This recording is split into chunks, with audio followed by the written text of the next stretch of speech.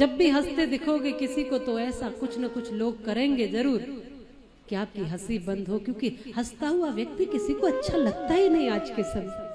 जब भी आप कुछ तरक्की करोगे लोग बिल्कुल पैर खींच के, टांग खींच के नीचे गिराएंगे। और विशेषकर हिंदुओं की तो ये बात है, हिंदुओं को कोई नहीं हरा सकता, एक दूसरे को ही हराते रहते हैं। ये बात सत्य है। वो देखे आपने केकड़े,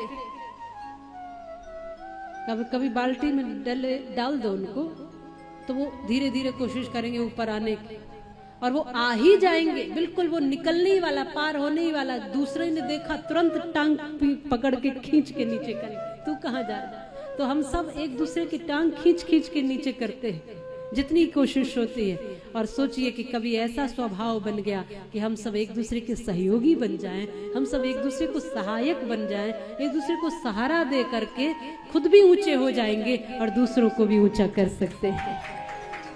भक्ति का तो यही प्रमाण है। अगर कोई भक्त होगा तो वो सबको सहारा देकर आगे बढ़ाएगा,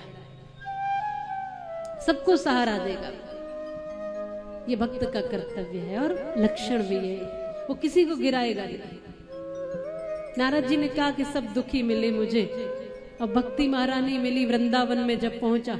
ज्ञान वैराग्य जर्जर पड़े थे, भक्ति महारानी उदास थी, दुखी थी, युवती थी, बैठी हुई है।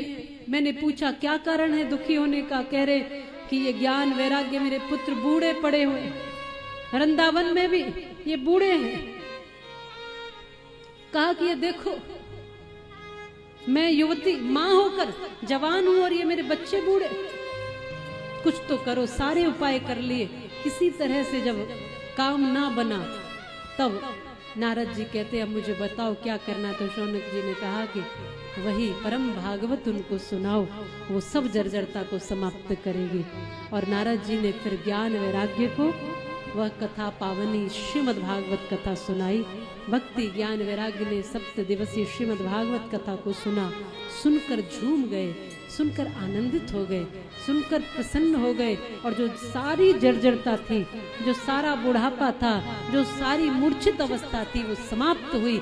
और कृष्ण कृष्ण कह करके उठ करके बैठ गए। बोलिए कृष्ण कन्हैया लाल जय। एकदम उठकर बैठ गए। जो बुढ़ापा जर्जरता थी समाप्त हो गई। कहने का भाव है भागवत जी में भक्ति ज्ञान और वैराग तीनों का भरपूर सामुच्य है। यहां से आपको भक्ति भी मिलेगी, ज्ञान भी मिलेगा और वैराग्य भी। भागवत सुनने वाला बूढ़ा तो नहीं होगा, जिसको जवान रहना है वो भागवत सुने। बूढ़े का मतलब ये शरीर तो बूढ़ा होता है सबका, इस पे अपना बस नहीं है, लेकिन आंतरिक अवस्था में भागवत को सुनने वाला हमेशा चेतना में जिएगा। हमेशा उसके भीतर एक उमंग होगी। आपने देखा होगा बहुत बुजुर्गों से हम मिलते हैं, उनको देखते हैं कि उनके अंदर एक बचपन रहता है, वो खिलते हंसते एकदम एनर्जी में रहते हैं। और कुछ युवाओं को हम ऐसे देखते हैं यहाँ पड़े वहां पड़े, उनको कहो नीचे बैठ जाओ आसन लगा के, कहते घुटने मुड़ते ही नहीं, बैठ ही नहीं पाएंगे हम।